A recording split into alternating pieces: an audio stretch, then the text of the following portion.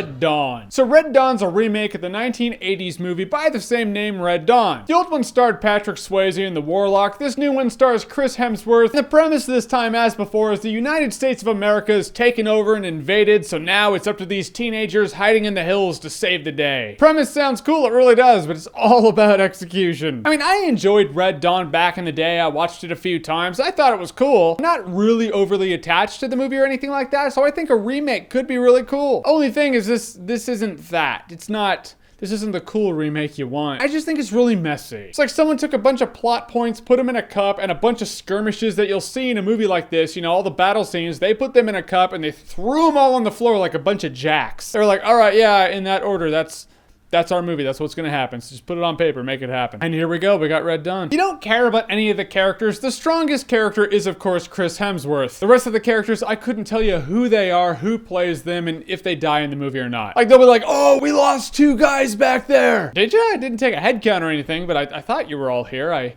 Yeah, off the top of my head, I can't tell who's missing. And you don't get the isolated feeling you got in the other Red Dawn. You get that feeling they were in the hills for quite a while, you know? They find that pilot, and then Swayze comes out all like Chief Running Bear, all like, what are you doing here? What's your name? You're like, I can tell by the way you're poised. You have leadership status, my friend. You are the leader of this group, aren't you? Chris Hemsworth's character in this movie, in order to establish his dominance, he always just pushed his brother to the ground. He's all, you think you understand? I'm like, oh, that's it. Just kind of kick the shit out of your brother. I gotcha. That makes you the leader. That means you have leadership quality. I mean, he's obviously the most skilled out of all of them because he's the soldier. But that whole, oh, I don't really get along with my brother story arc's really gonna go nowhere in this movie, so let's just speed it along and just not have it in there. You don't care about the characters and you don't really feel like what they're doing matters. I mean, the comedian from Watchmen tells them like, oh, you guys are really making a difference out here. That being said, there is this whole middle section of the United States that's still actually free from oppression, and there are Marines out there in pockets of resistance. But hey, you know, good job here. You get the feeling that if these kids didn't do anything at all, there are these other pockets of resistance out there, they'd pick up the slack and they'd get the job done. You don't feel like the main kids in the movie are going to single-handedly play the most vital role in liberating the United States. You don't feel like they're inspiring anyone. No one's writing anyone's name on a rock when they die. There's no real sacrifice, and you don't give a shit about any of the characters. If you're down for watching teenagers do a couple of skirmishes in a town, well, yeah, that's fine.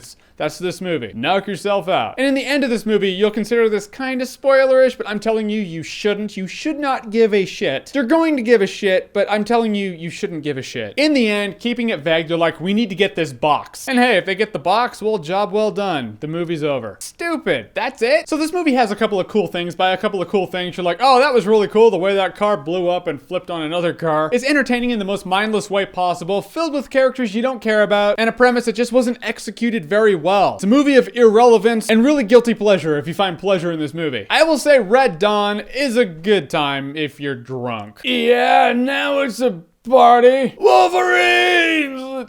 Oh, I think I threw up just now. A little bit in my mouth. So this is a good question for you. Red Dawn being a remake, what is your favorite remake? Whatever it is, comment below, let me know. And as always, if you like what you've seen here and you want to see more, click right here to see more.